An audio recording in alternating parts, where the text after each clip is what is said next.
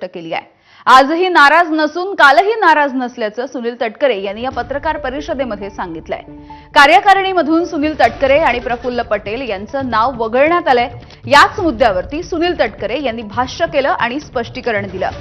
येत्या 4 ते 5 दिवसांमध्ये या संदर्भातल्या गोष्टी सुनेत्रा पवार यांच्यासोबत चर्चा करून सोडवल्याचं देखील तटकरेंनी सांगितलंय। तसंच झिशान सिद्दीकी यांच्या बी फॉर्म देखील भरत असताना बी फॉर्मवरती सही असल्याचं त्यांनी म्हटलेलं आहे। त्यामुळे प्रदेशाध्यक्ष पद हे आपल्याकडेच असल्याचं तटकरेंनी या पत्रकार परिषदेच्या माध्यमातून स्पष्ट केलंय। काली नव्हतो, आजही नाही, उद्या भविष्यात नाराज असं काही कारण नाही। ते सुद्धा जो विषय आहे तो 4-5 दिवसात संपेल, कारण बहिणींनीच राष्ट्रीय अध्यक्ष म्हणून ते ट्विट त्यावेळेला केलं। त्याच्यानंतर त्या विषयावरती आमची चर्चाही झाली।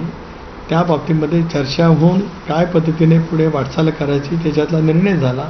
आता त्या प्रक्रियेमधला जो कालावधी लागतो तो त्या ठिकाणी कालावधी घेतला जाईल, पण आता पक्ष एकसंघपणाने कामाला लागलेला आहे।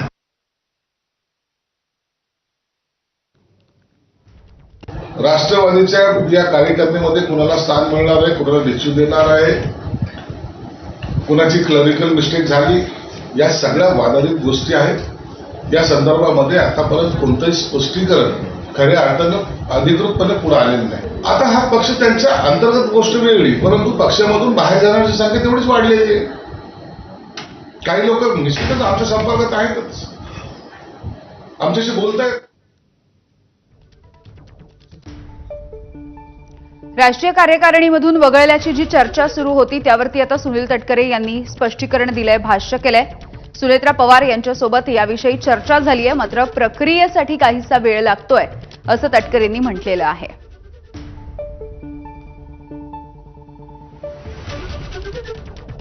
तर सुनील तटकरे हे पक्षामध्ये नाराज आहेत का अशी ही चर्चा एका बाजूने सुरू होती, मात्र मी कालही नाराज नव्हतो आणि आजही नाराज नाही असंही त्यांनी स्पष्ट केलं।